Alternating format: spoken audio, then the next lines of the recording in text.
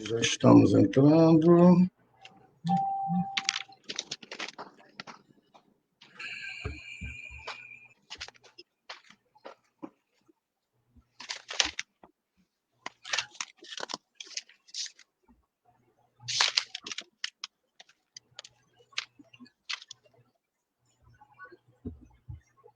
Entramos.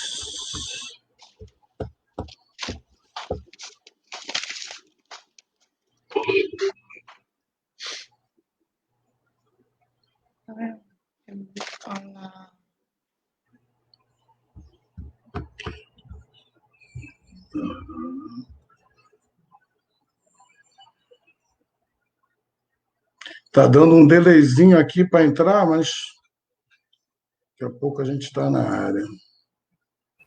Já entrou, tá? Aí aqui não, já entrou? Já? Daqui a pouco a gente está na área. Já entrou, tá? Muito bem. Boa tarde a todos, boa tarde a todas. É um prazer recebê-las e recebê-los aqui na 10ª transmissão ao vivo do Sint Piauí. Nessa etapa, nós vamos discutir com a secretária de Formação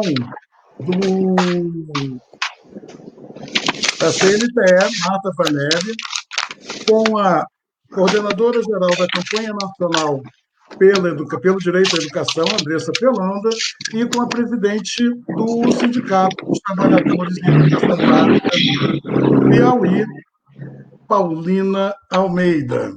Vamos discutir a relação e o contexto em que estamos, né, com relação tanto ao Fundeb, a questionamento sobre o Fundeb permanente, e sobre a relação com o PNE.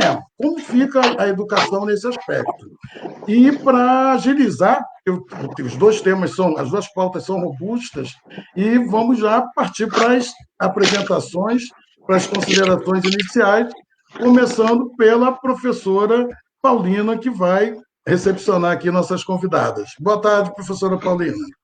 Boa tarde a todos e a todas, que bom tê-los conosco, não é?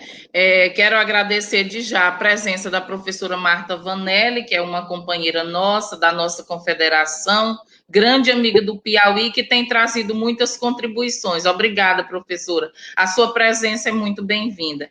Também cumprimentar a Andressa Pelanda, que é da campanha pelo direito à educação, também uma grande companheira, tanto ela como o Daniel, que tem participado já das nossas lives, né? Então, eu quero agradecer e que sejam todos e todas bem-vindas. Também agradecer ao Léo, que é da Secretaria de Comunicação, né? É organizador da nossa live, e essa live promete, porque é um tema bastante em voga e que nós precisamos fazer essa luta unificada pelo país inteiro, tendo em vista a melhoria da qualidade da educação. Quero cumprimentar todos que estão aí acompanhando a nossa live, cumprimentar o companheiro Paulo Bezerra, que é o nosso presidente da CUT estadual. Então, é sempre um prazer cumprimentar todos os núcleos regionais também.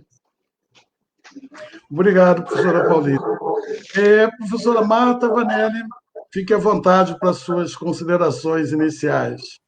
Boa tarde, Paulina, Léo, boa tarde, Andressa. Um prazer muito grande estar aqui conversando com vocês, cumprimentar todos os profissionais da educação que estão acompanhando pelo Facebook, né? É sempre uma alegria muito grande estar com vocês, mesmo à distância, né? Estou aqui quase que no extremo sul, né, de Florianópolis, mas as tecnologias permitem, né, que a gente faça o diálogo mesmo à distância, né? A Andressa está em São Paulo, né? Enfim, né? É sempre muito importante conversar sobre educação, especialmente com vocês, né? E parabenizar o Sint por fazer semanalmente, né, uma live, um tema, né, de diálogo com a categoria. Nesse momento é sempre muito importante, né? Estamos em isolamento social, mas nós não podemos parar de ficar dialogando, né, com os trabalhadores da educação. Obrigado, Marta. Andressa, com a palavra. Boa tarde a todas e todos. Eu queria agradecer pela oportunidade de estar aqui conversando com vocês e aprendendo com vocês. Eu sempre falo nas nossas lives da campanha o quanto é importante a gente sempre estar junto, trabalhando junto com todos os profissionais da educação, todos os educadoras, educadores.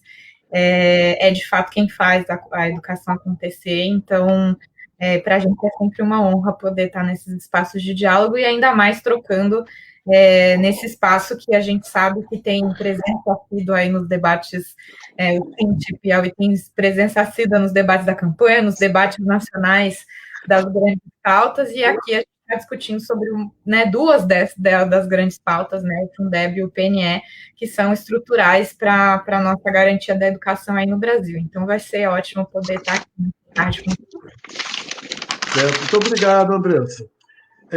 Professora Paulina, só uma provocação, aliás, para as três, começando com a professora Paulina, como os trabalhadores em educação podem continuar lutando e vencer essa luta no contexto da pandemia, na votação do Fundeb, como vocês percebem esse cenário, né, com o adiamento, mais uma vez, da votação do Fundeb, e no caso específico da professora Paulina, eu queria que ela abordasse um pouquinho sobre a questão do precatório do Fundef também, aqui no Piauí.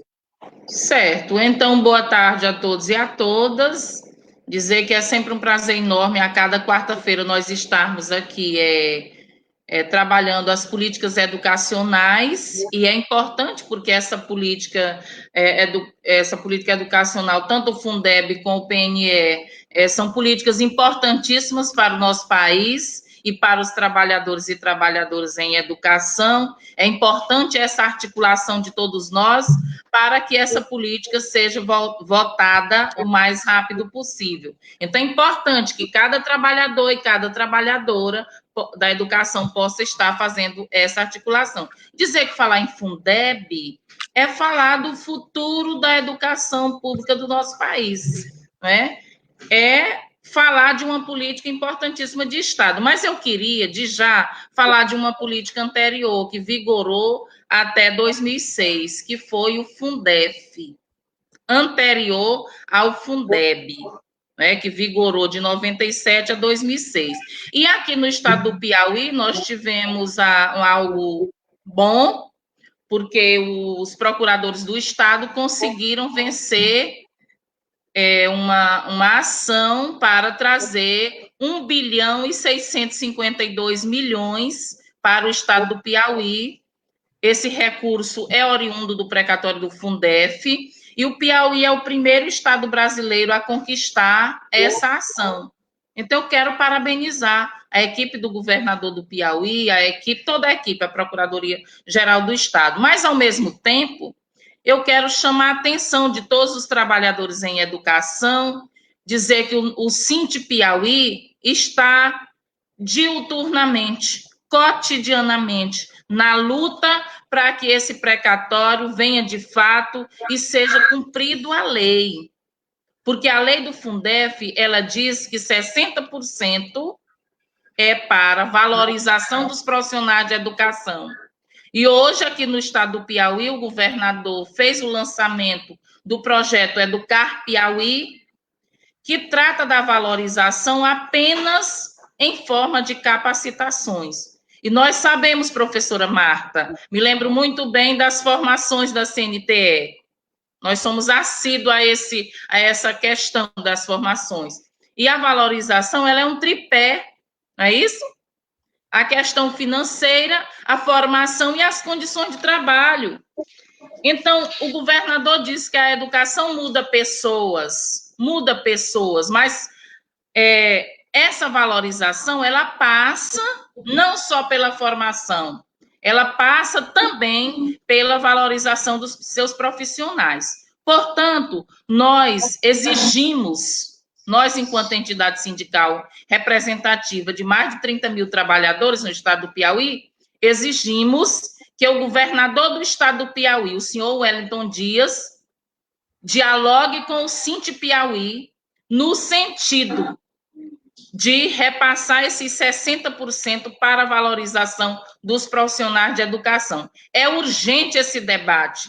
Nós entendemos que 1 bilhão e 652 milhões que já está em caixa, e o governador do estado já assinou uma média de 92 milhões hoje para serviços, como ordem de serviço, ele precisa sentar e entender da importância do trabalho dos profissionais de educação. Nós estamos na luta sempre, temos uma ação, mas nós queremos dialogar com o governador, para que, de fato, esse dinheiro possa vir para a nossa valorização. Nós estamos há 2 anos sem valorização financeira, 2 anos que o governador não paga o piso. No ano passado, de 2019, um valor irrisório, percentual de 4,17%, e esse ano 12,84%, e nenhum dos 2 percentuais foram repassados aos trabalhadores. Então, governador, é importante o diálogo para que nós possamos, de fato, dizer que a educação muda a vida das pessoas. Muda sim, mas precisa valorizar. É valorizar a educação como um todo. As escolas, com mais estrutura, com qualidade, com metodologias renovadas, não é? Com instrumentos renovados, mas também o pessoal, não é? O pessoal precisa ser valorizado. E aí, indo para o Fundeb, que é a emenda constitucional 53 de 2016, que tem vigência por 10 anos, mas foi, não é? Foi esticada até esse ano de 2020, é uma política de Estado e precisa permanecer como política de Estado, muito importante. A nossa luta, a luta de todos nós, enquanto CNTE, enquanto CINT, enquanto Central Única dos Trabalhadores, é para que essa política se torne permanente. E aí nós estamos tratando da PEC 15 de 2015, e que ela tenha também o maior aporte de recursos vindos da União para estados e municípios, entendendo que hoje é uma média de 10% de complementação da União. O nosso pleito era bem maior, mas nós sabemos que no Brasil nós estamos vivendo muitas incertezas, não apenas pela questão da pandemia, mas pela questão do governo federal atual. A exemplo do Ministério da Educação, totalmente sem controle. Então, nós estamos vivendo tempos difíceis. E é importante que façamos a articulação para...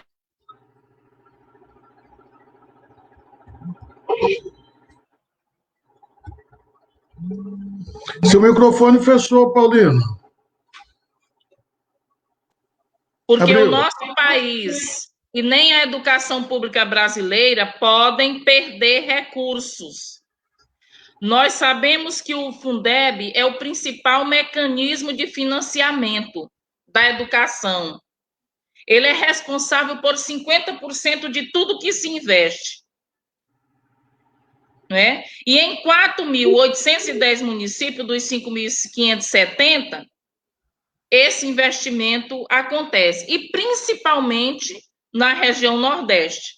Então, se não for renovado esse fundo, é claro que muitas escolas fecharão as suas portas e automaticamente muitos alunos deixarão de ter oportunidade de frequentar as salas de aulas. Então, o nosso intuito, e a PEC diz isso, é para que o Fundeb que nós temos hoje, ele seja ampliado, ele tenha mais inclusão de recursos. Se hoje são 10%, o nosso pleito era muito mais, que pelo menos não é o que nós queremos, mas é viável que seja uma complementação de 20% de forma escalonada, não é isso? O Fundeb é importante também porque corrige desigualdades socioeconômicas regionais. São 27 fundos que distribuem os recursos. E aí é importante por quê? Porque nós sabemos a situação das escolas que nós temos hoje. Se o recurso que vem, se a complementação da União, que vem hoje, num aporte de 10%, se é pouca, se não dá para fazer tudo que se precisa fazer nas escolas e relacionado à valorização dos profissionais, vocês imaginem se esse fundo não for renovado. É importante também frisar sobre a valorização dos profissionais de educação. Como eu falava anteriormente, se não for renovado esse fundo, como ficaria a valorização dos profissionais de educação? Se tanto os prefeitos como os governadores reclamam que não dá para fazer essa valorização, então como seria? Então a nossa luta é para que o Fundeb seja renovado e promova também cada vez mais a qualidade da educação pública brasileira. Tratando também do Plano Nacional de Educação, que é a Lei 13.005 de 2014, a gente vê que são 20 metas, cada uma com estratégias. E a gente sabe que a grande maioria delas não foram implementadas no nosso país. E o PNE é uma política de Estado que foi construída com o apoio social. Os pais, as mães, o executivo, todos nós, as entidades, estivemos nessa construção. Foi uma construção muito bacana e que promove, certamente, se tiver implementada na sua concretude, promove a qualidade, sim, da educação.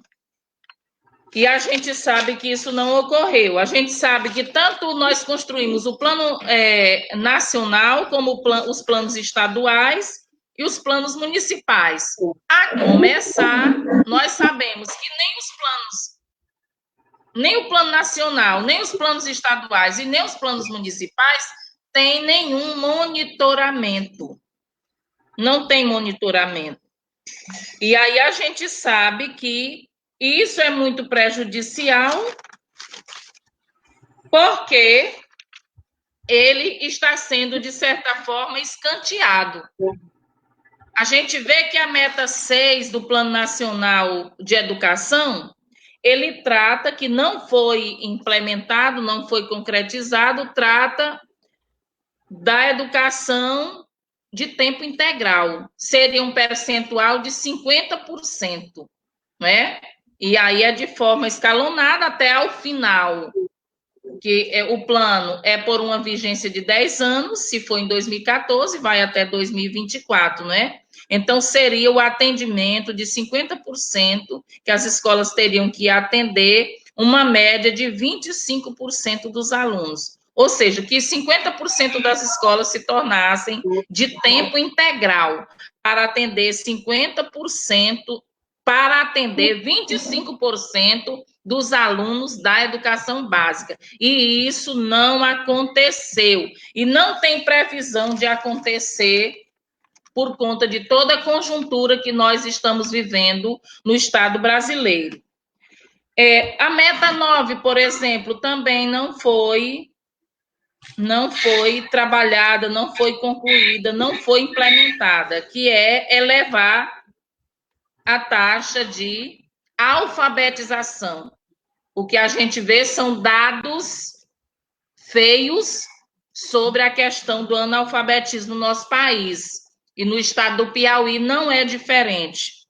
A meta 10, que trata de 25% das matrículas integrada à educação profissional. E isso também não tem sido feito. Eu estou falando a nível de Piauí, a nível de estados, a nível de municípios. A meta 8, que trata da elevação da escolaridade de todos, dos jovens e adultos. E a meta 20, que é a própria que a gente está falando, que é sobre o financiamento da educação. Então, é importante... Um minuto, professora Paulina. Um minuto. Um minuto. Então, é importante que cada trabalhador, cada trabalhadora faça essa discussão. Nesse momento, não dá para ser no ambiente de trabalho, mas dá para ser da forma virtual, como nós estamos fazendo, na igreja que você frequenta, em qualquer dos lugares que você frequenta. E dizer que no Piauí, dos 224 municípios piauienses, 92%, se o fundo não for renovado, ficariam prejudicados. E automaticamente uma grande parcela, se não mais de 90% de estudantes ficariam prejudicados. Então é importante essa articulação, o Sinte Piauí está cotidianamente nessa luta, articulando com os deputados para que nós possamos, mais uma vez, garantir a aprovação do Fundeb como política de Estado. Muito obrigado, Paulina. Marta, pode abordar o questionamento principal que nós faremos para você é com relação à constitucionalização do Fundeb, com algumas perguntas aqui que já foram formuladas. Como está o trâmite parlamentar, como está essa questão do Fundeb hoje no Congresso? Deixa eu abrir seu microfone, está fechado? Tá. Microfone. Isso. Pronto. Boa tarde de novo. Tem gente que entrou depois, né? Tem mais de 100 pessoas aí assistindo, né? Também estou transmitindo no meu Facebook.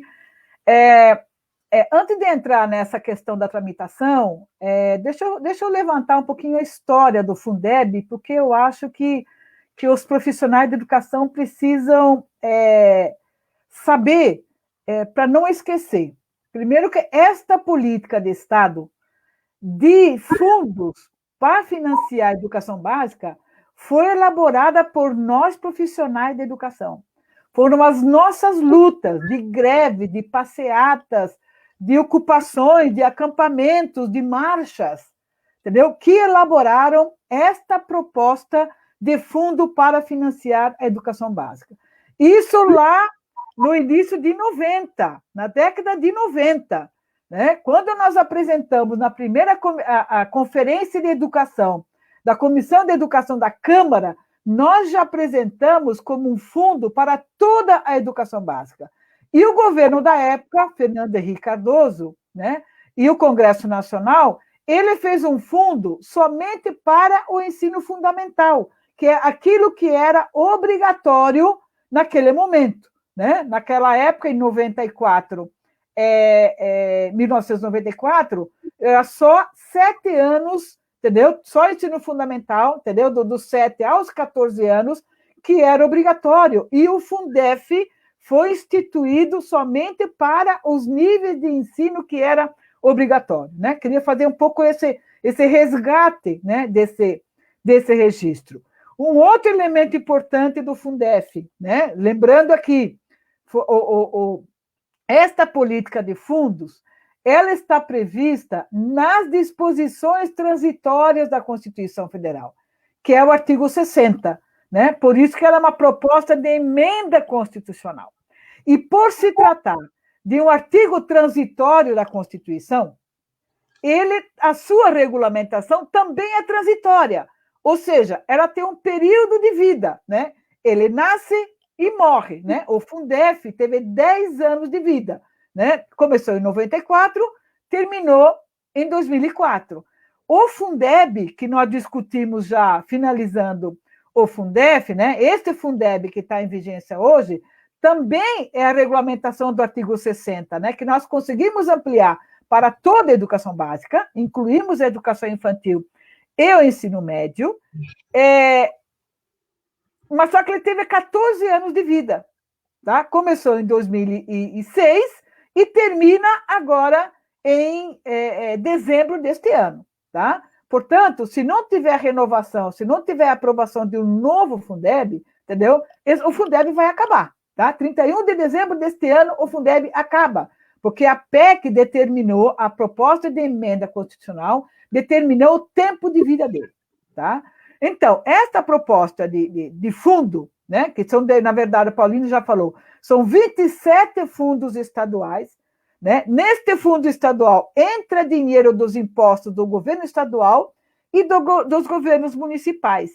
E aqui tem uma dinâmica de uma forma de distribuir esse dinheiro de acordo com o número de alunos matriculados em cada rede, né? Em todos os municípios do estado do Piauí e na rede estadual do Piauí, né? Portanto, por que a gente defende o Fundeb, entendeu? Porque, de fato, o dinheiro da educação vai para o ente federado onde o estudante está matriculado.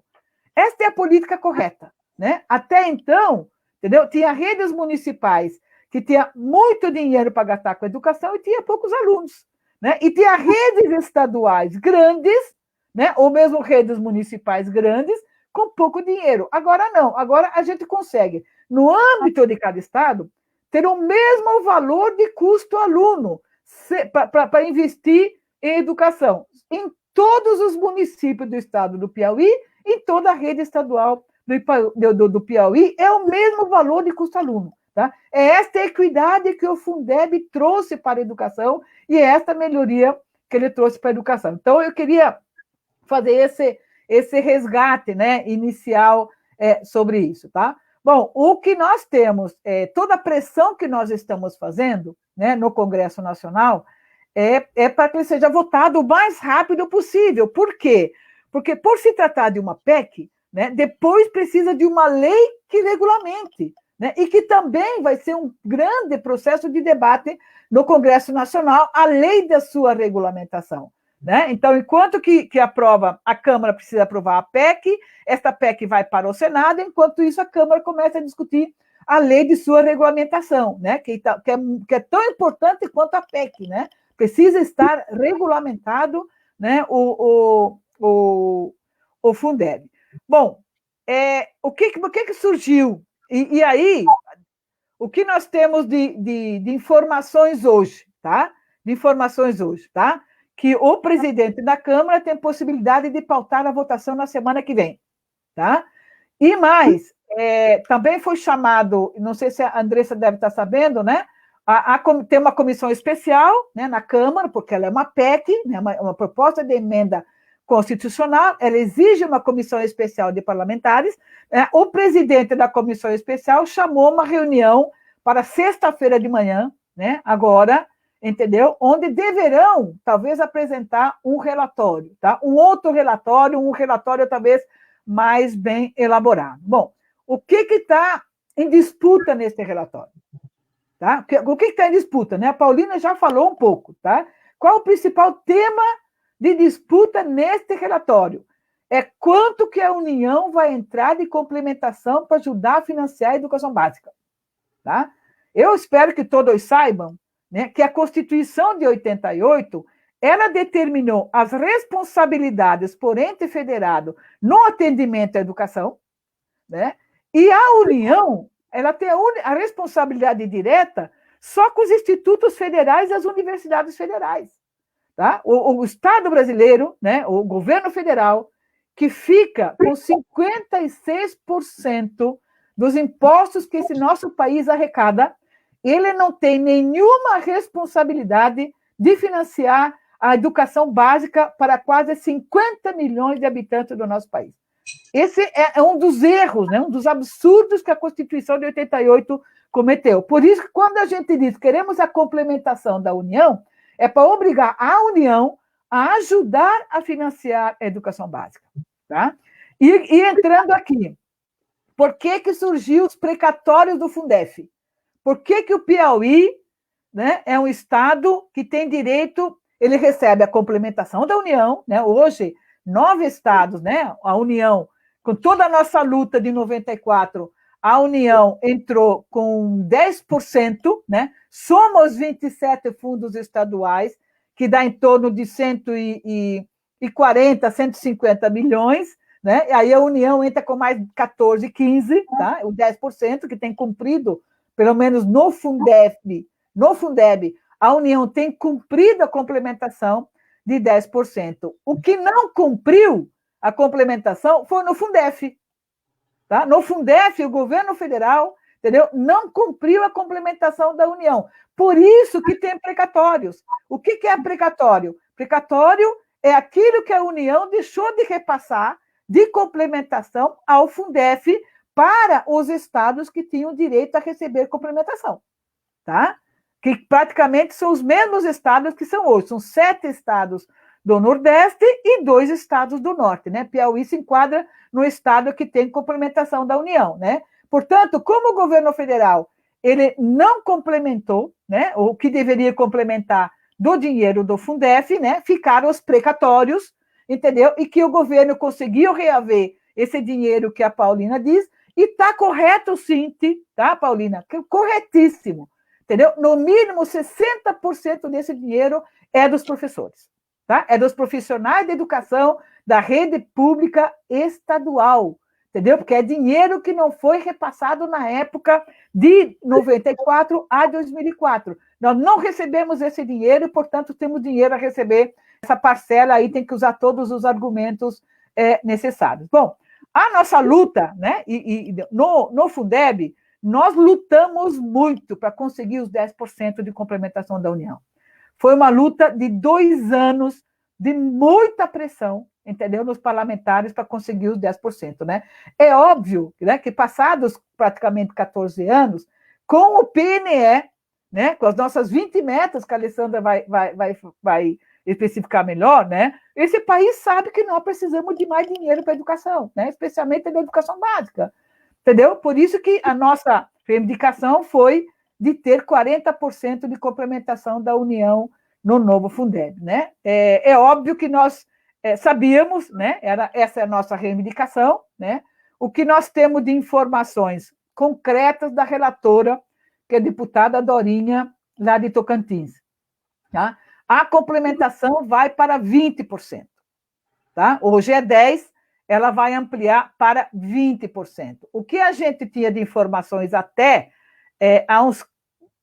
antes de uns 15 dias atrás, né, que a CNTE não estava concordando, é porque nesta complementação de 10% a mais, ela estava incluindo a utilização do dinheiro do salário educação, tá? O Brasil é um dos poucos países do mundo que tem um imposto especialmente para financiar a educação básica, que se chama salário educação. Toda empresa, não importa se é de serviço, se é de comércio, se é de indústria, tá? Ela paga, a título de imposto de salário educação, 2,5% do total da sua folha de pagamento. Esse dinheiro é arrecadado todo em nível nacional, tá? Pelo governo federal. Que aí tem uma lei que especifica como que ele é distribuído, tá? 1/3 fica com o governo federal, 1/3 vem para os governos estaduais e 1/3 volta para o município onde está sediada a empresa, né? Onde foi pago esse imposto. Bom, como é um dinheiro só da educação básica e o governo federal não tem a educação básica, né? Ele criou um órgão chamado FNDE, Fundo Nacional de Desenvolvimento da Educação, que é o órgão do MEC que elabora políticas para a educação básica. É lá que está o livro didático, é lá que está o programa de alimentação escolar, é lá que está o programa de transporte escolar, é lá que está o PDDE, é lá que está o Pró-Infância, enfim. Teve uma época que tinha quase 20 programas, entendeu?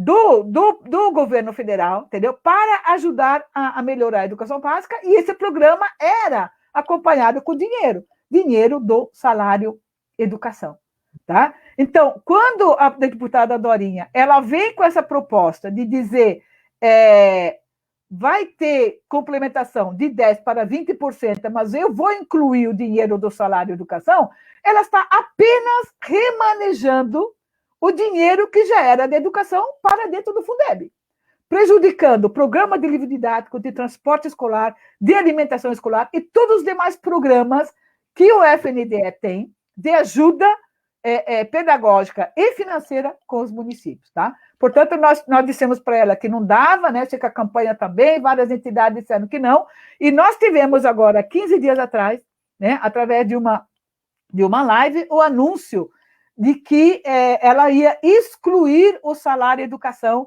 desta complementação, né?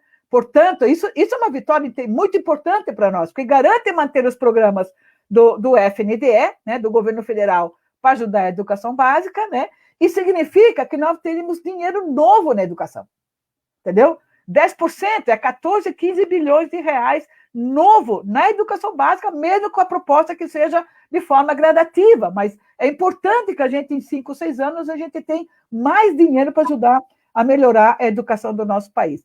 Então, nós estamos um pouco na expectativa, né, da reunião de sexta-feira, né, para saber se ela mantém, tá? Se ela mantém. Nós sabemos que a pressão do governo federal é muito forte, né? O governo federal diz que não aceita, né, tirar o salário de educação, né, porque aí ele não precisa desembolsar absolutamente mais nada, né, com a questão da educação básica.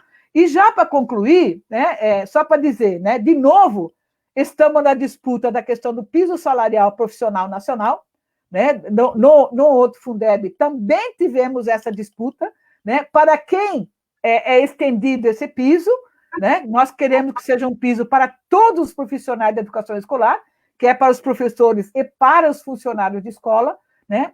Para isso, nós já temos no artigo 206, que é um artigo permanente, a garantia desse piso, mas ele precisa ser regulamentado, né? E a nossa luta ainda não foi capaz, né, de provocar que o Congresso Nacional comece a regulamentar este piso, né? E pela proposta dela, né, da própria Dorinha, né, nós vamos ter 2 tipos de valor de custo aluno. Tá? Nós vamos ter um custo aluno do Fundeb, né, como é hoje, né, pega o dinheiro do Fundeb, e temos um outro custo aluno total, ou seja, pega o dinheiro do Fundeb e mais todo o dinheiro que está fora da educação, né, inclusive o salário da educação dos estados e municípios, e estabelece um novo valor de custo aluno. Por que ela está estabelecendo isso? Porque ela está implantando uma nova forma de distribuir...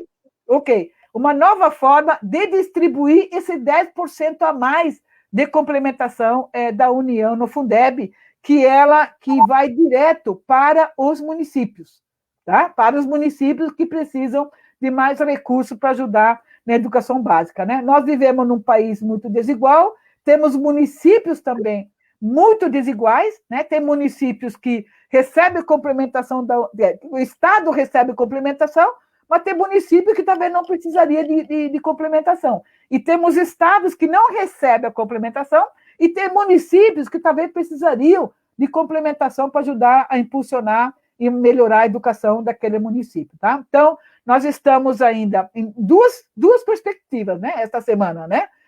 Sexta-feira, na reunião desta comissão especial, que ele está convidando várias entidades e a CNTE vai estar lá participando desta reunião, né? E a expectativa também de votação da semana que vem pelo Congresso Nacional, por isso que é muito importante, além de pressionar os parlamentares para votar, né, o Fundeb, né, tem que votar sem o dinheiro do salário e educação para representar mais recursos, para, de fato, a gente, quem sabe, né, Alessandra, começar a pensar, a cumprir algumas metas do Plano Nacional de Educação com esse dinheiro novo que tá colocado, e quem sabe também começam a valorizar um pouco o nosso trabalho, o nosso salário, as condições de trabalho dos profissionais de educação em todos os espaços, os estados da federação. Ok? Essas são as minhas contribuições iniciais sobre o Fundeb. Obrigado, Marta. Andressa, a campanha tem irradiado a defesa do Fundeb para valer, né? E nós gostaríamos que você discriminasse um pouco mais como vocês caracterizam, como a campanha e as outras entidades civis estão caracterizando esse conceito de Fundeb para valer, e daí já puxar mesmo para a questão de como está o PNE, como os avanços e retrocessos do PNE, depois a gente puxa para a professora esse gancho para a Paulina também, tá ok? Obrigado. À vontade. Tá ótimo. É ótimo porque eu não vou falar várias das coisas que já foram faladas aqui pela Marta, pela Paulina, porque, enfim, a gente é do mesmo time, né? A gente brinca. Trabalhar com o Daniel Cari, não fazer metáfora de futebol, não tem como. Então, a gente está aqui no mesmo barco, no mesmo time, nessa defesa do Fundeb para valer. A Marta já especificou um pouco quais são os nossos grandes pontos, né, de discussão nesse momento e o que é esse Fundeb para valer. Eu queria fazer um apanhado um pouco de quais foram as mudanças primordiais no texto do PNE na tramitação no Congresso, para a gente ter um pouco esse panorama desse novo PNE, né? Do anterior, a Marta também já fez uma fala que abarcou bastante a nossa discussão, mas desse atual, eu acho que é importante a gente ter em mente um pouco como foi o jogo, né, e as disputas dentro do texto, para a gente entender onde a gente chega agora e como é estratégica essa nossa mobilização. Então, no Congresso tem 2 principais textos que estão tramitando, que tratam do PNE. Um é da PEC 15 de 2015, que é a PEC que está tramitando na Câmara, o outro é da PEC 65 de 2019, que tramita no Senado. A PEC 65 a gente participou muito presencialmente, elaborou, né, junto com os parlamentares, a formulação dela, e ela prevê 3 pontos primordiais no texto, né, que fazem um impacto bastante importante. Então, o primeiro é o aumento da contribuição, né, da complementação da União, de 10% para 40%, e aí eu vou falar um pouco de por que esses 40%. Um segundo ponto é a inclusão, a constitucionalização do mecanismo do custo aluno-qualidade, que já é previsto na legislação do Plano Nacional de Educação, não está sendo cumprido, e que prevê mecanismos, né, de condições mínimas de qualidade, justiça federativa, financiamento adequado para a educação e também controle social. E um sistema de distribuição híbrido, né, que é um sistema que, como a Marta já explicou, ele garante até os 10% de complementação como está hoje, e a partir dos 10% que vier mais de complementação, ele é distribuído no sistema de VAAT, que é o valor aluno ano total, né, não só valor aluno ano, considerando todos os outros recursos também na cesta, para fazer essa distribuição mais equitativa.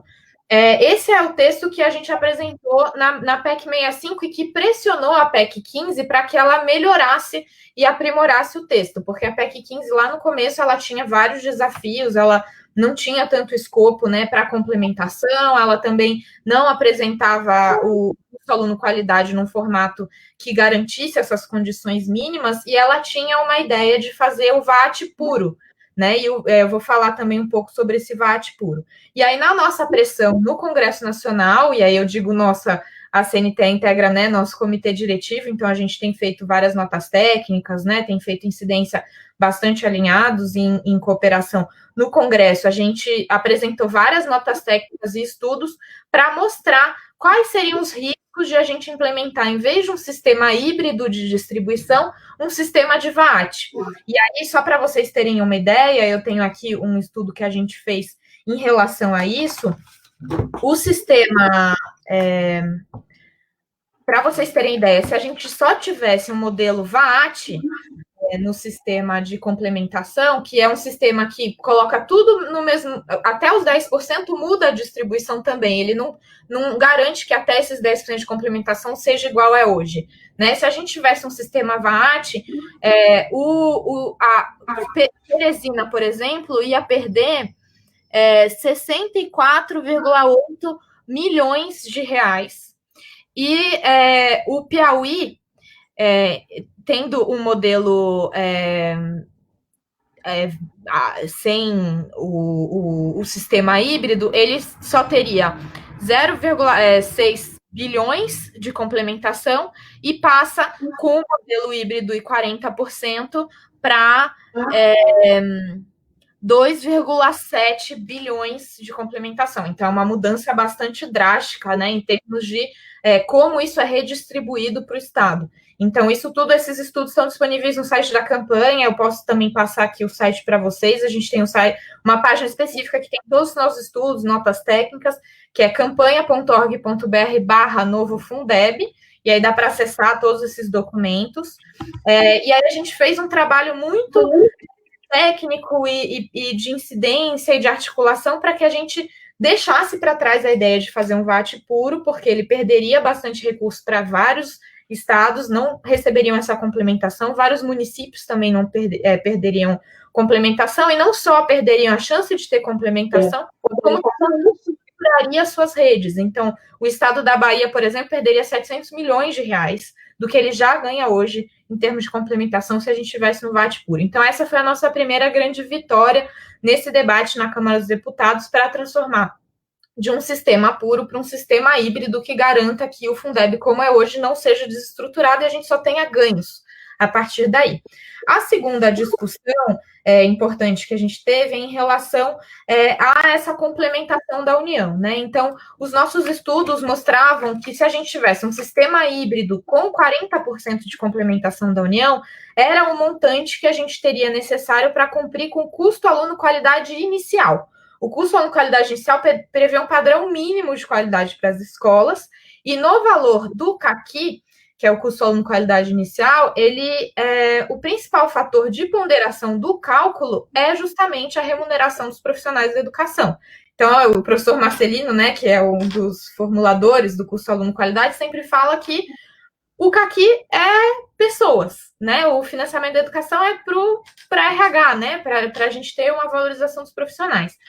Para pagar o piso, né? O CAQI ele prevê o piso do magistério em todas as redes de ensino e com essa progressão de carreira a partir do piso, né? Então, para pagar o piso do magistério, a gente precisaria de 40% de complementação, que é o que a gente fez esse cálculo. Com 40% de complementação em modelo híbrido, a gente impactaria 13,4 milhões de matrículas, 99,5% dos municípios com os piores, né, indicadores de qualidade teriam mais recursos, 93,2% dos municípios com as piores condições de oferta teriam mais recursos, a gente aumentaria consideravelmente esse valor aluno-ano total, reduzindo essas desigualdades, e a gente garantiria mais recursos para municípios com menos recursos próprios, né? Então, é um pouco do que a Marta falou, que é essa questão da distribuição.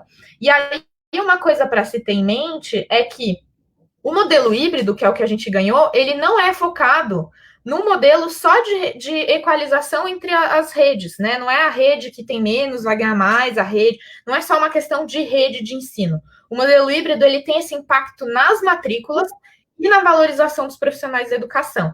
O modelo VAT puro, ele só tem um impacto nas redes, né? É muito menor o impacto nas matrículas e na valorização. Então, essa foi a nossa preocupação primordial no sentido de aprovar esse sistema híbrido. Aí veio um texto, agora teve várias minutas, né, na Câmara, e agora em fevereiro foi apresentado esse substitutivo, que a Marta já comentou um pouco, que incorpora o salário educação, tem 20% de complementação, é o que deu para negociar no debate ali legislativo, mínimos, né? Então, a gente pode tentar ampliar para mais à medida que ele vai sendo implementado.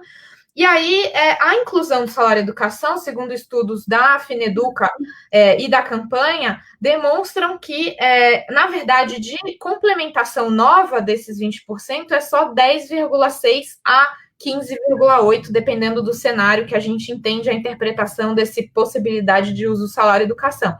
Então, na verdade, não é 20%, vai virar ou 11,5% ou 15,8%, né? Então, de recurso novo, de fato, é bem pouco que chega. E aí, além de chegar recurso novo, de não chegar recurso novo, desestrutura os outros programas, e aí, só para dar um dado, porque a Marta já se aprofundou sobre isso, 85% do financiamento do Programa Nacional de Alimentação Escolar, ou seja, da merenda, vem do salário educação. Então, se a gente retira, a gente perde 85%, a gente coloca em risco 85% do já baixo orçamento para a alimentação escolar. Bom, e aí a nossa briga é a gente tem feito a hashtag, né, do Vota Fundeb, que está em todas as nossas artes, né, da CNTE, a gente está divulgando também, e a gente tem falado muito que tem que ser por um Fundeb para valer. Então, existe uma tendência dos grupos, vários grupos empresariais, liberais e conservadores que têm dialogado, e em todas as posições eles foram junto com o Ministério da Economia, eles foram juntos com o Ministério da Educação, eles foram junto com as ideias do Rodrigo Maia, e aí eu escrevi um texto no site da campanha, chama Quem é Quem? Novo Fundeb, quem é quem na disputa na Câmara dos Deputados, e aí eu faço um panorama de quem se posicionou como, né, na disputa da Câmara dos Deputados. Teve até parlamentar como a Tabata que pediu a exclusão do CAC, né, do próprio texto do Fundeb. Então, é importante a gente entender quem está nessa disputa do jogo para entender por que existem alguns posicionamentos e outros aí em disputa. E aí a gente está falando que não dá para ser só vota Fundeb, porque esses grupos querem votar o Fundeb com esse salário educação, né? Então, é menos recurso. E aí apoia o governo federal. Então, assim, se o governo federal for estratégico nessa discussão dele, ele vai falar, vota Fundeb. Esse texto do substitutivo que está aqui, que tem o salário educação e perde recursos, né? Então, a gente tem que falar que vota Fundeb, mas qual Fundeb? Né? Qual é essa nossa perspectiva, que a Marta já colocou, que é sem o salário educação, com a constitucionalização do CAC, né? E com esse sistema híbrido. E aí o que está em jogo mesmo é se entra ou sai o salário educação. Então, a gente está no Fundeb para valer e vota Fundeb. Vota Fundeb, qual Fundeb? O Fundeb para valer, e aí todo mundo sabe de qual Fundeb a gente está falando. É claro, a gente vai ter uma discussão da lei de regulamentação, né? Que aí vai ter uma panela de pressão também, porque várias questões foram tiradas desse debate, foram para a lei de regulamentação, isso vai dar um trabalho aí, incidência. E também a discussão que já está começando a voltar para a pauta do Sistema Nacional de Educação, que tem que estar alinhado a essa discussão do Fundeb. Sobre o Plano Nacional de Educação, e aí caminhando para a conclusão, a gente faz um balanço todos os anos, e aí esse ano a gente lançou agora em junho, na Semana de Ação Mundial, o balanço do plano, e o nosso balanço indica que 85% dos dispositivos, e aí são as metas e as estratégias, né, que dentro de cada meta das 20 metas tem passo a passo para chegar nessa meta geral, 85% dessas centenas de metas e estratégias dos dispositivos não devem ser cumpridos até 2024, se continuar nesse ritmo. Né? E por que está nesse cenário? Porque justamente a gente tem, claro, toda a crise política, desde o golpe e todo esse escanteio da educação e do Plano Nacional de Educação, com uma tentativa liberal, né, de privatização, de colocar a base nacional como curricular no lugar do plano, né, e a nossa grande espinha dorsal da educação é o plano, e se tentou fazer um deslocamento para que seja a base, e aí todas as políticas análogas, a reforma do ensino médio, enfim, todos esses horrores que a gente viu nos últimos anos, mas especialmente também por conta das políticas de austeridade e da emenda 95 do teto de gastos, que asfixiou completamente a possibilidade da gente cumprir com essas metas e estratégias, porque justamente a meta 20, que trata de financiamento, e tem tudo a ver com o que a gente está conversando aqui sobre o Fundeb, ela é a meta estrutural que garante que todas as outras sejam cumpridas, e aí, inclusive, a meta 18, né, que é a meta de valorização, né, de plano de carreira, os tripés que a gente estava falando, né, que a Paulina falou um pouco. Nesse nosso balanço, a gente mostrou que 22% das unidades federativas hoje não cumprem o piso, e só 67% das unidades federativas cumprem as 3 condições que estão previstas na metas. Então, os 2/3 da carga horária máxima para a atuação dos docentes com os estudantes, o piso e o plano de carreira e a remuneração. Então, a gente ainda está muito aquém de atingir, inclusive, a meta que diz respeito aos profissionais da educação com mais ênfase, né? E aí, tudo isso está dentro do debate da emenda 95, que chega à tona dentro desse momento de coronavírus. Então, a gente... Minuto, Andressa. Perfeito. A gente está na discussão com a coalizão Direitos Valem Mais, não aos cortes sociais, que nossos companheiros aqui também estão, né? A gente tem debatido muito a necessidade de derrubada da emenda 95 pelo STF, a campanha, a CNTE são amicus curiae, né? Amigos da corte, nas ações diretas de inconstitucionalidade para a derrubada da emenda 95. A gente está numa coalizão de mais de 200 organizações, não só da educação, como de outros direitos, né, da área da saúde, da área da assistência, enfim, trabalhando aí pela derrubada da emenda 95. E aí, para concluir, a gente incidiu agora, recentemente, no relatório da relatora da ONU para o Direito à Educação, que falou sobre o relatório temático 2020, que traz o tema do impacto do coronavírus na educação, e ela traz recomendações para que os países possam melhorar o trabalho, né, nessa crise. E aí ela cita o Brasil, né? A gente fez uma incidência, participou das reuniões com ela, enviou documentos, e ela cita o Brasil justamente como um mau exemplo. Né? É óbvio, a gente já está careca de saber os maus exemplos desse governo, mas é justamente nesse sentido de que os países, ela analisa que os países no mundo que tinham maior financiamento para o sistema público e que fizeram todas as políticas de forma coordenada, em cooperação, e ela cita com todas as letras, em cooperação com as redes sindicais, foram as que tiveram uma melhor resposta em termos de educação para a pandemia de coronavírus. E o Brasil é citado como mau exemplo nos dois aspectos, né? Mas ela cita exatamente a emenda 95 e as políticas de austeridade que precisam acabar.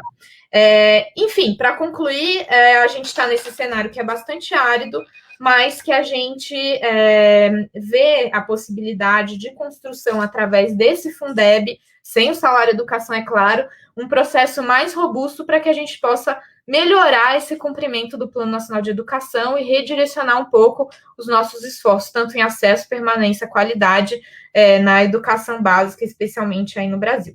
Então, era um pouco esse panorama que eu queria colocar, e aí agora a gente entra para os nossos debates. Obrigada.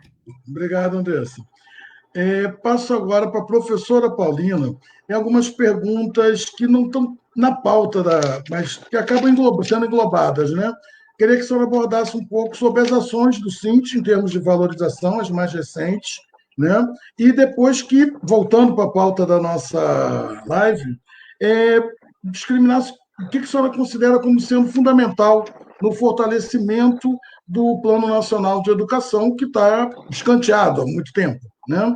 Mas as perguntas sobre as ações estão bombando aqui, por isso que eu fiz esse apêndice aqui. Certo. Então, sobre as ações do Sint, primeiro dizer que, a respeito dos precatórios do Fundef, eu falei no início da live, ainda tem muita gente questionando. Então, sobre os precatórios do Fundef, nós temos uma ação tramitando. Além do mais, nós estamos buscando articulação com o TCE, com a Assembleia Legislativa, com o próprio governo do Estado, com o próprio secretário Helen Gera, para que nós possamos fazer uma discussão sobre esse assunto, entendendo o que diz a lei. Aquilo que dá em Chico tem que dar em Francisco também. O governo do Piauí fala muito da questão da lei de responsabilidade fiscal. Então, existe um artigo, salvo engano, parece que é o 2º, que trata na lei de responsabilidade fiscal, que aquilo que não foi pago num determinado período, de acordo com uma determinada lei, ele poderá ser pago no futuro, obedecendo aquele mesmo dispositivo que diz a lei. Então, por que na lei do Fundef diz que 60% do precatório desse recurso do Fundef, oriundo do precatório do Fundef, é para valorização dos profissionais, e hoje, quando o recurso está aí, não é mais. Então, nós estamos buscando diálogo com o governador a qualquer momento, para que ele possa entender dessa valorização necessária aos profissionais de educação. Repito, tendo em vista que nós estamos desvalorizados há mais de 2 anos, certo? Nós temos também uma ação tramitando sobre a questão do desconto aplicado aos aposentados sobre a pauta da reforma da Previdência, que foi aplicada aqui no estado do Piauí com muita maldade. Então, nós temos essa ação tramitando na Justiça. Nós temos uma outra ação sobre as ameaças àqueles professores que não tiveram condições de fazer as aulas remotas. Isso é um absurdo, nós tivemos que entrar com essa ação, não tivemos resultado ainda, porque, na verdade, nós temos um decreto estadual, um decreto municipal, e existem as pessoas que não tiveram condições de fazer essas aulas, seja por conta de comorbidades, seja por conta de outras doenças, seja por conta de ter uma pessoa idosa em casa e não poder sair. Então, são essas as questões. Dizer que o Sint o Sint, sim, trabalha sempre ao lado e pelo trabalhador. Todas as ações do Sint Piauí são pelo trabalhador. Então, se tem alguém que não está acatando o que diz a lei, não é o Sint Piauí, é o governador do estado. Outra coisa, nós do Sindi Piauí não temos garantia nenhuma. Não somos nós quem garantimos, né, as coisas. Aquilo que nós pleiteamos, aquilo que diz a lei, quem garante é a justiça. A lei está aí para ser cumprida. Porém, o governador do estado, se não cumpre, tem a justiça para fazer cumprir. Então, é preciso essa compreensão. Eu sei que a Prefeitura de Teresina já recebeu esse dinheiro e nenhum profissional recebeu. Nenhum profissional recebeu. Então, por que só essas coisas com o Sindi Piauí? Então, nós estamos perfeitamente trabalhando e pedindo apoio e articulação de cada um e de cada uma, que possa ligar para o governador, que possa fazer uma articulação para que ele entenda e valorize o trabalho dos profissionais. Dizer que nessa luta pelo Plano Nacional de Educação é importante realmente que seja implementado no nosso país, como a Andressa já tão bem falou, e a Marta, o Sistema Nacional de Educação, não é? A lei da gestão democrática também não está sendo cumprida, nem implementada. Aqui no estado do Piauí, por exemplo, nós tínhamos a eleição direta para diretores de escola. Ela já não existe mais. Isso é o maior absurdo. Nós temos que ter esse direito de escolher os diretores de escola. Não é? Então, isso precisa ser implementado. Um custo aluno qualidade, não temos carreira unificada, não é? E o piso também está aí, como vocês já citaram muito bem. Ainda tem município brasileiro que não cumpre com essa política. E muito menos a equiparação salarial. E aí é como a Andressa falou, 85% das metas provavelmente não serão cumpridas até 2024. E entendendo que no nosso país e aqui no estado do Piauí não é diferente. Sobre os dados do censo do INEP, que 45% das escolas não têm rede de esgoto, 26% não tem água encanada, 21% não tem coleta de lixo regular, 16% não tem nenhum banheiro, e essa é a realidade que nós vivemos. Essa é a realidade que nós vivemos. É a desobediência. Começa a nível nacional e aí vem a nível de estados e municípios. Por exemplo, esse dinheiro do precatório do Fundef, que eu saiba, o precatório do Fundef, esse recurso é para a educação básica. Eu ouvi alguns comentários hoje de aplicação no ensino superior. Quer dizer, é total desobediência à lei. Então, cabe a nós, sociedade piauiense, porque falar de Fundef e falar de Fundeb, como política de Estado, não cabe só aos trabalhadores em educação, mas à sociedade brasileira. Nós temos que fazer o controle social. Nós temos que ir ao site do FNDE e estar conferindo tudo. Os conselhos que nós já tivemos, não foi?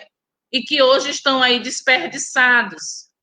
Conselho de escola, o conselho do Fundeb, vários conselhos. Pense uma política boa, não é? Onde o povo tinha vez, voz e voto. E hoje essa política está desperdiçada. Então, a questão dos conselhos é uma maneira do povo, da sociedade estar fiscalizando, estar fazendo o controle. Então, é dizer que o futuro da educação passa, sim, pela aprovação do Fundeb. Fundeb com mais recursos vindos da União para estados e municípios. Passa também pelo cumprimento, pela implementação das metas do Plano Nacional de Educação. E é como as colegas já falaram, e principalmente pela revogação da Emenda Constitucional 95, que ela, por si só, já é um estrago. Ela estrangula o sistema público e congela os investimentos por 20 anos. Então, muitas vezes, é falácia dos discursos. mas muitas vezes nós sabemos que isso tudo implica os governos e municípios em não ofertarem uma escola melhor, uma valorização melhor para os seus profissionais. E essa luta nós temos que fazer. Nós temos que debater cotidianamente. E é isso que o Cinti tem feito. O debate franco, claro e objetivo. Certo. Para todos os trabalhadores. É isso. Obrigado, professora Paulina. Professora Marta Vanelli, no cenário político, contexto político atual, com o MEC, entra ministro, entra pretenso ministro, como é que isso influencia, qual a repercussão na luta dos trabalhadores em educação, inclusive a nível parlamentar, principalmente, né? Nesse caso, misturando tudo, como é que isso se aproxima da nossa realidade? Porque muitos acham que isso não tem nada a ver com as questões mais imediatas, mais próximas, né? do dia a dia de cada um.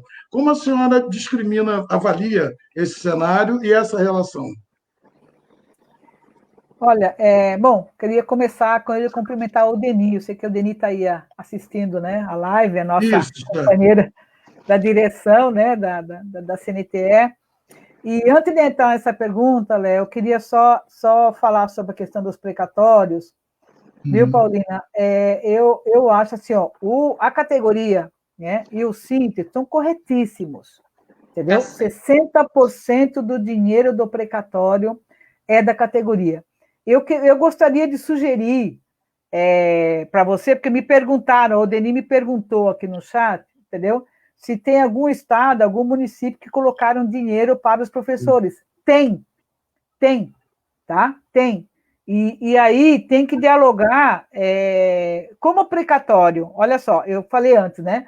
Precatório, quem tem direito a receber, quem tinha complementação do Fundef. Quem é que tinha complementação do Fundef? Os estados do Nordeste e do Norte, tá? Do Centro-Oeste, do Sudeste e do Sul, que é onde eu moro, né? Não tinha complementação, portanto, não tem precatório. Eu queria sugerir que você pensasse, né? Buscasse, né? Você, o Denis, né? Junto com a nossa assessoria jurídica da CNTE, né? Que é o Eduardo, né? Ele acompanha de muito perto isso, entendeu? De muito próximo essa questão da distribuição dos precatórios do Fundef, né? E ver ali com o pessoal do Ceará, com o Maranhão, com a Bahia, entendeu? Porque eu sei que vários estados que têm direito a precatório estão nessa luta, entendeu? Para colocar 60% no salário dos professores, tá? É uma luta, não é nacional porque é dos estados do Nordeste e do Norte, mas é onde a CNTE também está atuando, né, para contribuir para que, de fato, 60% vá para o contra-cheque, tá? Então, eu queria até sugerir de fazer esse levantamento, entendeu? Fazer esse levantamento para reforçar a luta de vocês e, quem sabe, depois fazer uma live específica sobre isso, tá? Específica sobre isso, né? Você pode convidar nosso assessor, né, da CNTE, que tem acompanhado isso muito, muito próximo, né? Que eu acho que isso vai ajudar a reforçar a luta de vocês. Bom, e aí, entrando na tua provocação, Léo, bom, quero dizer que assim, a educação começou a perder com o golpe que foi dado nesse país em 2016, com a retirada da ex-presidenta Dilma, sem nenhum crime de responsabilidade, tá? Foi um golpe de um projeto político desse país, onde as políticas sociais, né, especialmente educacionais, começaram a retroceder, tá? A retroceder, né? A primeira ação do governo federal, né, do Temer, né, que era vice, assumiu através de um golpe, né, a presidência da República, foi a história da emenda constitucional 95, né? Congelou por 20 anos o investimento em políticas públicas. Para quem lembra da luta que a CNTE fez e todas as entidades nacionais fizeram, era a PEC 241. Né? A gente fazia mobilização semanalmente, chamava de PEC da morte, entendeu?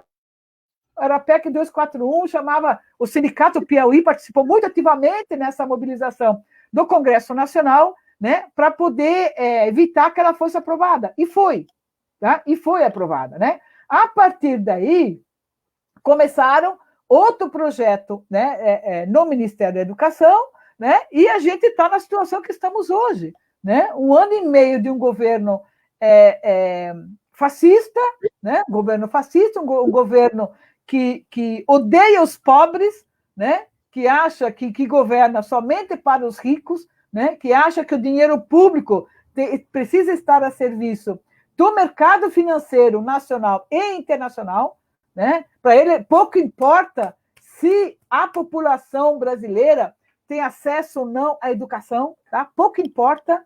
E aí nós estamos vivendo isso hoje, né? Nesse momento de isolamento social, de pandemia, 100 dias, né?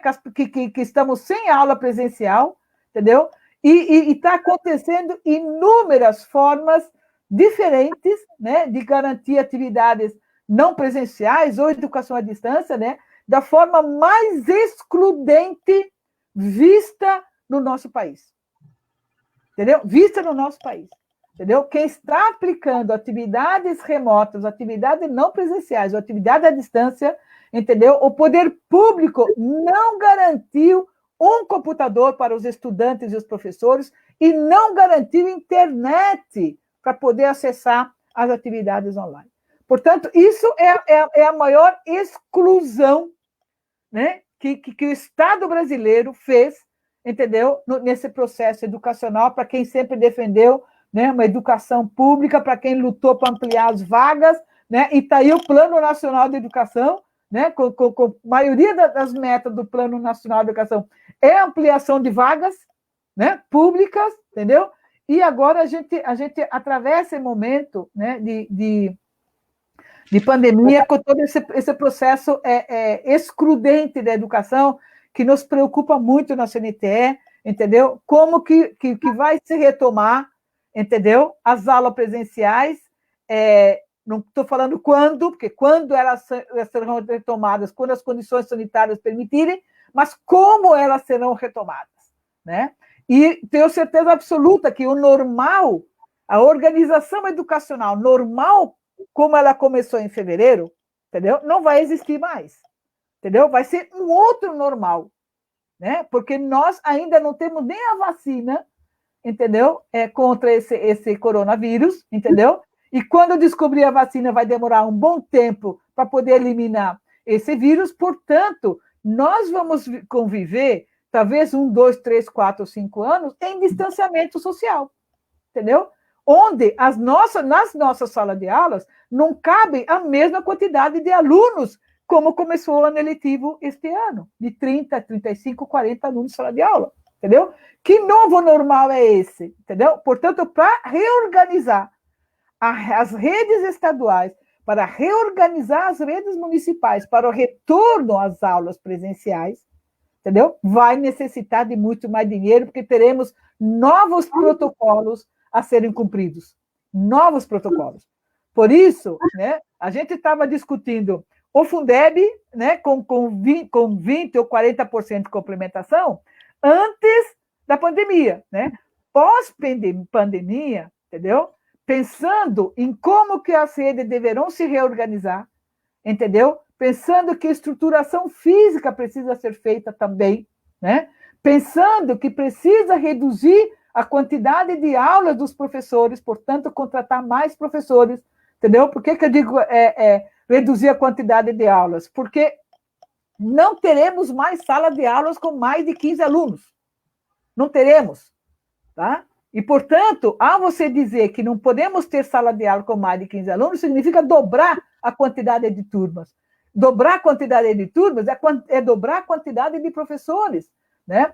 E dizer que também que não temos rede física para isso tudo, e que talvez seja preciso que tenha aulas presenciais e aulas não presenciais. E por isso que o professor...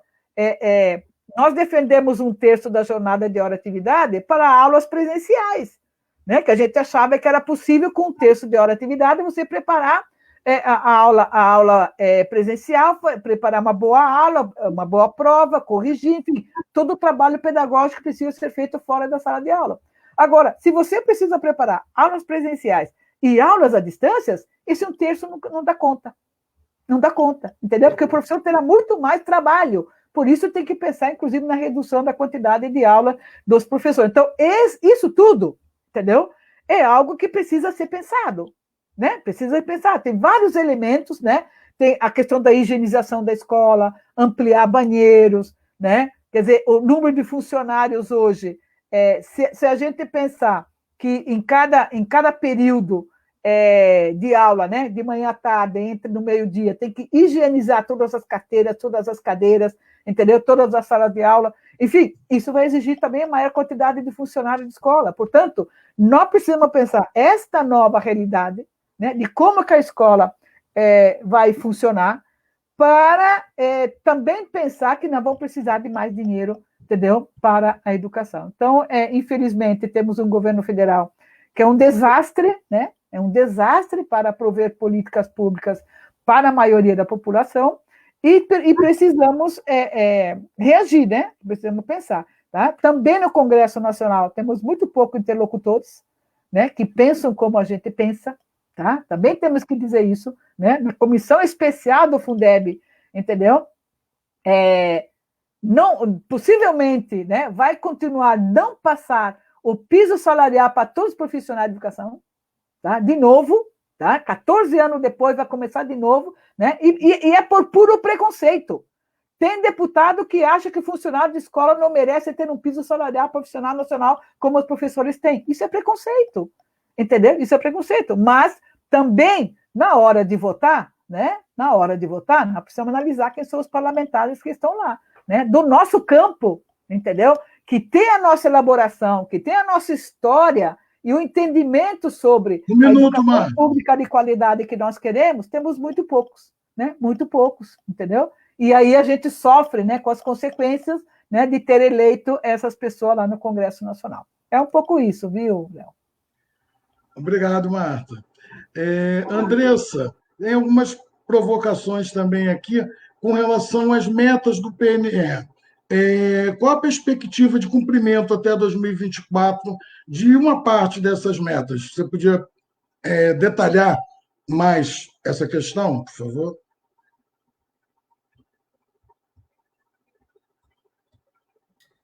Então, a gente tem no nosso site, eu vou até abrir aqui, uma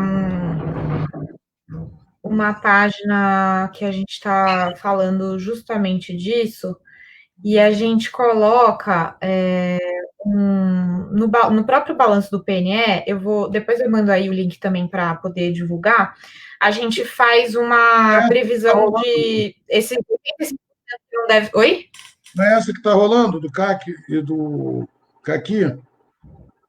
Mas no site da Semana de Ação Mundial, a gente tem o balanço do plano. E aí a gente coloca no final do balanço um progresso dos dispositivos. Então, a gente vê as barrinhas de todas as metas, como é que ela está progredindo ou não, e qual a chance disso ser cumprida, né? Então, as metas que, de fato, tiveram algum avanço e que vão ser cumpridas são a meta 7, o dispositivo A, né, do IDEB anos iniciais, né? A chance dos anos finais de ensino médio serem cumpridos é menor, mas dos anos iniciais, o que não quer dizer nada, né? Enfim, a gente sabe que a nota do IDEB não resume qualidade na educação, é uma meta que quase nasceu cumprida. A gente também tem um dispositivo da meta 11, que também é uma meta que está parcialmente cumprida, que é de aumentar o percentual de matrículas em educação profissional técnica, né, de nível médio. Essa meta, ela é uma meta que a gente aumentou muito as matrículas nesse nível, mas teve uma redução agora da ampliação na educação pública, especificamente. A meta 13, que é essa meta que também é uma meta que a gente brinca que nasceu cumprida, é uma meta que prevê que haja um percentual de mestres e doutores no ensino superior, e aí ela já está cumprida em termos gerais, né? Se a gente for olhar pelo pé da letra nas instituições de ensino na média, né? Ela está cumprida, só que a gente da campanha não considera que ela está cumprida porque as instituições de ensino superior privadas não cumprem. essa meta especificamente, e o primeiro dispositivo da meta 16, que é um percentual de professores da educação básica com pós-graduação, que também é um dispositivo da meta 16, que também tem uma chance de ser cumprida maior. Mas são pouquíssimos, né, assim, e boa parte desses dispositivos que tiveram um avanço, eles tiveram um avanço por conta, né, do respingo das políticas de acesso e qualidade que vinham, né, de 2014, 2015, e aí respingaram, mas todas elas tiveram uma redução no avanço, né, na progressão de avanço desde 2016 para agora, justamente por conta desses problemas estruturais. Eu queria comentar um pouquinho sobre essa questão do momento que a gente está vivendo de Covid, né, porque em termos de financiamento, a gente fez um estudo junto com a Fineduca, que mostrou que a gente pode perder até 52,4 bilhões de reais por conta da crise da Covid. Então, assim, como a Marta estava falando, a gente já precisava de financiamento estrutural para a educação antes. E a gente precisa de mais ainda para se adaptar por conta da Covid. Só que por conta da crise econômica e, enfim, de um governo que não consegue manejar, ter um mínimo de gestão federal decente, a gente vai perder a arrecadação.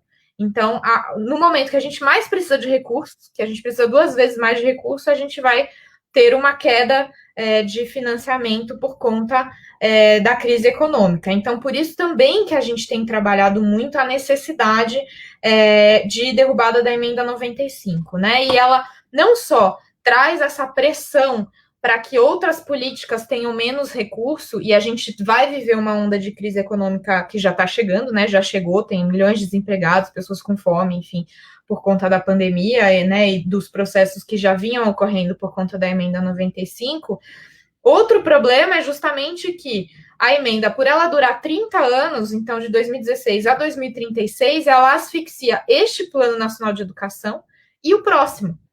Porque, assim, pensando em tramitações normais, o que não deve acontecer, porque está tudo bem difícil de aprovar em prazos, né, aqui no Brasil, o PNE de agora vai até 2024, o seguinte seria de 2025 a 2035, ou se for aprovado um pouco depois, né, 2026, 2027, ele ainda vai pegar boa parte dele dentro da emenda do teto, caso ela não seja derrubada. Então, assim, 2 planos nacionais de educação impactados pela emenda do teto impactam dezenas, quiçá 100 anos, assim, de desenvolvimento social e econômico do Brasil, né? Então, é um problema que já traz diversos desmantelamentos de políticas hoje, mas ele impacta gerações e gerações do Brasil. Então, é um dos temas mais estruturais. A gente fez cálculos que prevêem que a gente já perdeu 99,5 bilhões de reais desde 2016 por conta das políticas de austeridade, inclusive a da emenda 95. Né? E aí, como a Marta mencionou, a gente tem um Congresso que é conservador, liberal, em sua maioria, a tramitação nossa lá dentro de incidência está sendo muito difícil, por isso que a gente tem feito, né, histórico das nossas vitórias. As vitórias que a gente teve no Fundeb até agora não são pequenas, especialmente nesse cenário. Então, a gente tem que reconhecer muito o trabalho que a gente está fazendo, toda essa mobilização dos profissionais de educação, das entidades de pesquisa, a Fineduca, a Associação de Pesquisa e Financiamento da Educação, enfim, é um trabalho hercúleo nesse cenário. A gente conseguiu um Fundeb minimamente progressista e que tenha, por exemplo, 20% de complementação real, né, a mais, preservando o que já existe hoje, não desmantelando. Então, por isso que a gente tem reiterado muito que é uma vitória, caso, de fato, ela se concretize, né? Vamos ver sexta-feira, né, Marta?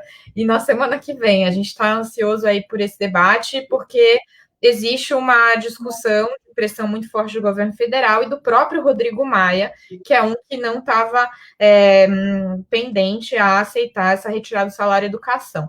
Então, é um debate que a gente está fazendo. Mas ainda nesse Congresso conservador, liberal, que tem pouco espaço de articulação para as agendas que são, de fato, garantidoras de direito, de um estado de bem-estar social, progressistas, né, a gente tem visto ações do Congresso que são muito melhores do que a do governo federal, né, do Executivo Federal, e que tentam, inclusive, tapar essa inércia e essa falta de gestão do governo federal. Uma delas é o projeto de lei que está tramitando, que traz um aporte emergencial de 30 bilhões para a área da educação para fazer frente a esse momento de pandemia. Não é suficiente, é claro, para ter ideia, para implementar o custo com qualidade inicial, que é o piso, né, do magistério, vamos dizer assim, a gente precisa de 50 bilhões por ano, né? 30 bilhões vai tapar um pedaço do buraco, né? Ainda mais que o buraco aumentou por conta da crise da Covid. Mas é uma iniciativa que precisa ser louvada, e claro, aprimorado o texto, mas assim, porque é alguma tentativa de trazer um aporte para a área, né? Então, é tanto uma tentativa de tapar um buraco, quanto também obrigar o executivo a executar recursos para a educação. Só que não pode ficar nesse debate de aportes emergenciais, porque entra dentro de um discurso populista, salvacionista, e que não olha para a política estrutural, né? Então, para a derrubada da emenda do teto, que o próprio Rodrigo Maia está falando que ele não vai colocar em pauta agora, que a Câmara não quer discutir isso, que não é hora de discutir a derrubada da emenda do teto. Então, não adianta também ficar fazendo um monte de política emergencial que tapa um pedaço do buraco e não fazer uma reforma de fato, uma derrubada da emenda 95 e pensar um orçamento que seja de fato viabilizador dos direitos sociais. Então, é um pouco o que eu queria dizer, né? Eu queria aproveitar também para reconhecer o trabalho maravilhoso que o Cinti Piauí faz, a gente acompanha aí à distância.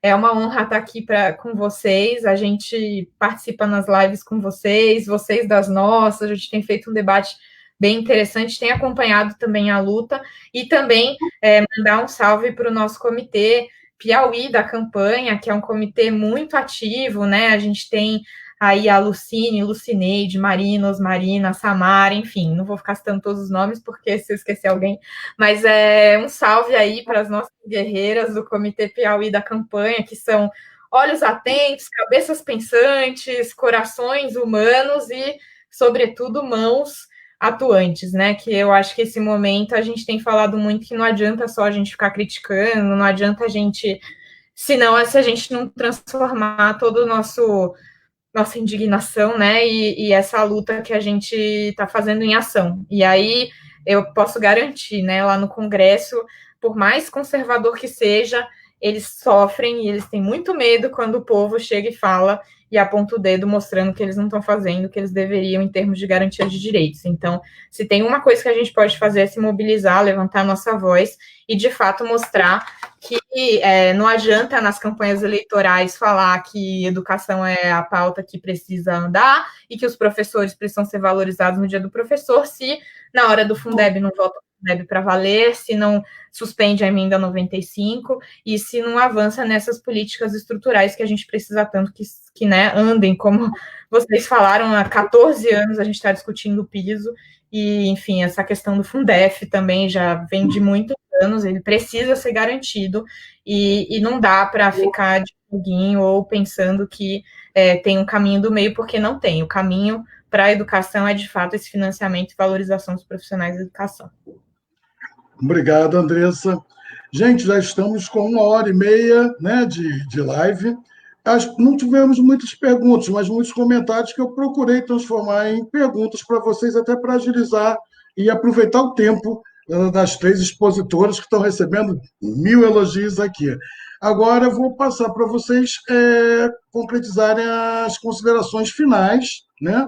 Eu vou passar primeiro para a Marta, depois para a Andressa e encerrar com a Paulina, tá ok?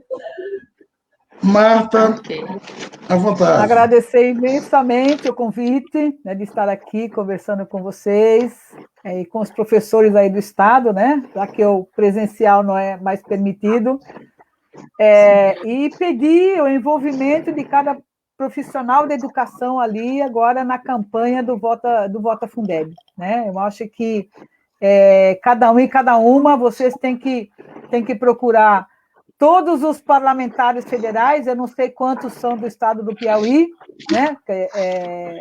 Mas precisa procurar um por um, entendeu? Para que ele dizer, olha, vota Fundeb, vota sem o salário educação, entendeu? Para, de fato, melhorar a educação. Acho que o nosso papel, né, agora é fazer um pouco isso, né? Nós, as entidades nacionais, estão chamando o tuitaço, né, às terças, quartas e quintas, entendeu? Mas cada um e cada uma, entendeu? Precisa expressar a sua força junto com os parlamentares federais de cada estado, né? É assim que a gente vai vencer. Se nós não podemos nos encontrar, nos pressionar presencialmente, que seja através das redes, né? Através do WhatsApp, através do Facebook, através do Instagram, através do Twitter, né? De cada um dos parlamentares, entendeu? Para fazer essa pressão. Acho que essa é a nossa tarefa, né? Essa é a nossa tarefa agora, até termos a certeza que vota o Fundeb na Câmara, depois vamos partir para cima dos senadores, tá? Mais uma vez, agradecer a todos e todas, né? É um prazer muito grande estar aqui conversando com vocês e eu estou sempre à disposição para esse diálogo. Um forte abraço a todas e todos. Muito obrigado. Valeu. Andressa, suas considerações.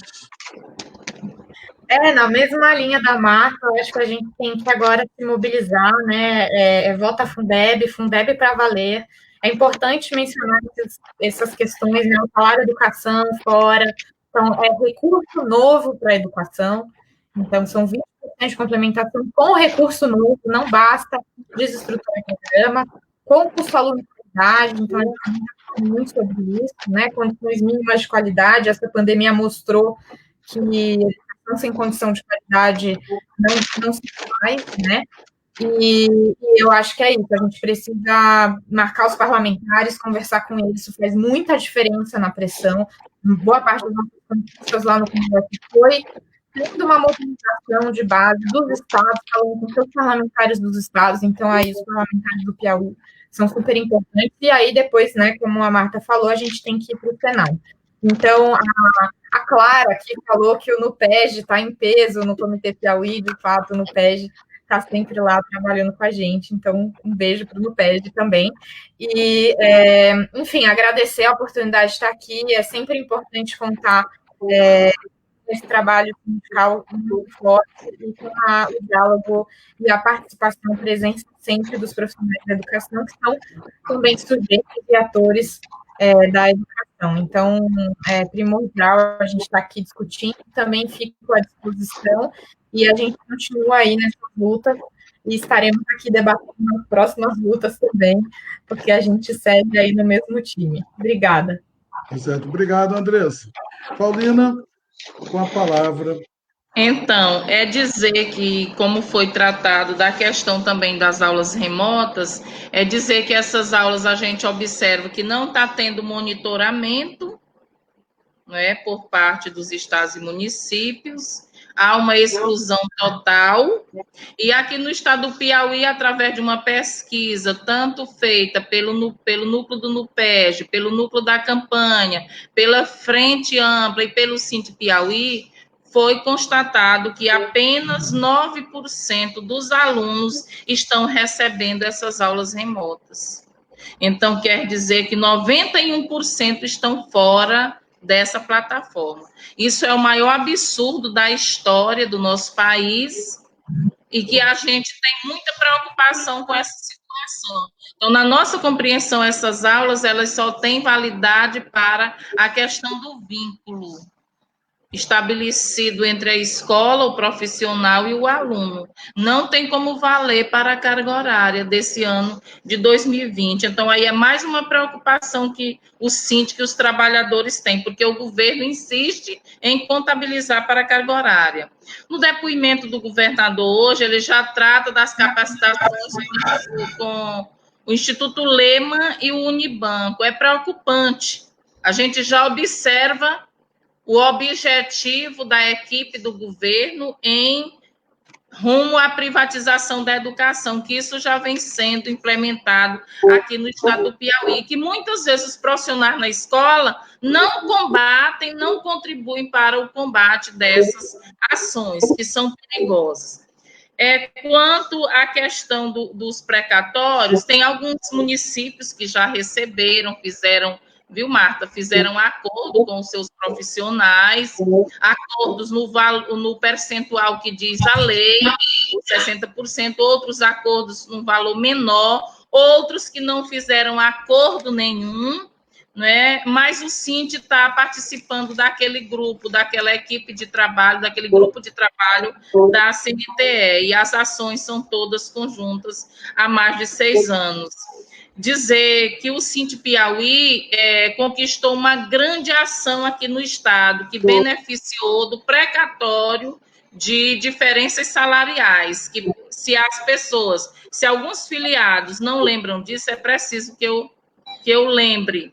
Essa ação foi do ano de 93, nós beneficiamos mais de 11 mil associados. E agora temos outra ação de precatório, que é a segunda ação, está em tramitação na Justiça, que vai beneficiar, quando for dado o deferimento pela Justiça, mais de 17 mil trabalhadores. Isso é luta, isso é trabalho do Cinti, ao longo dos 51 anos de trabalho.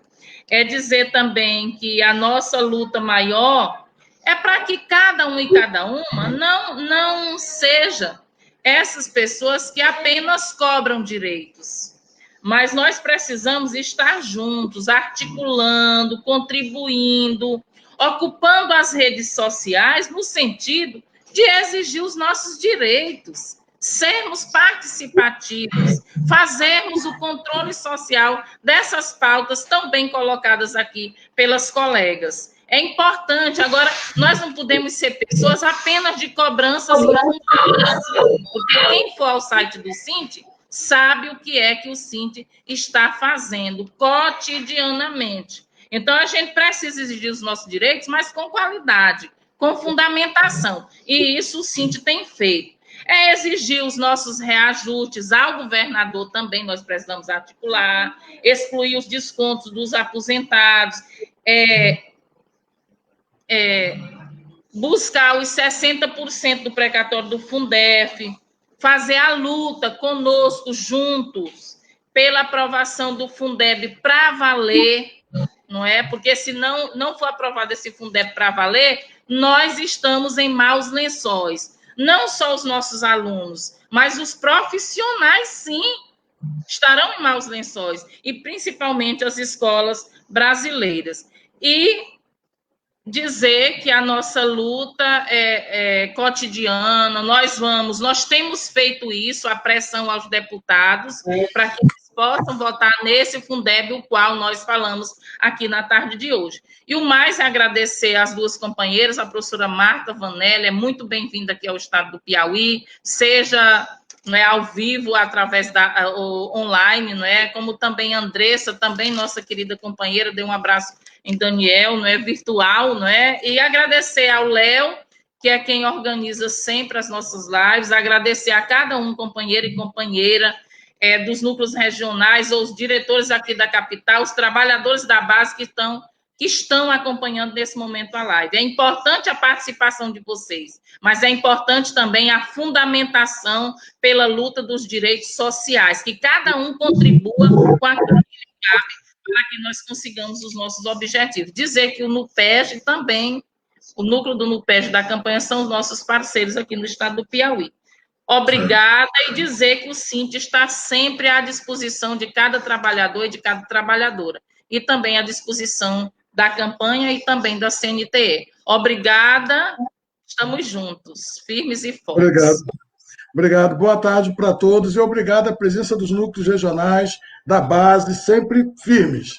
Ok, bom descanso. Obrigada. Gente. Obrigado. Obrigado pelo debate. Obrigado. Obrigada, Léo. Obrigada.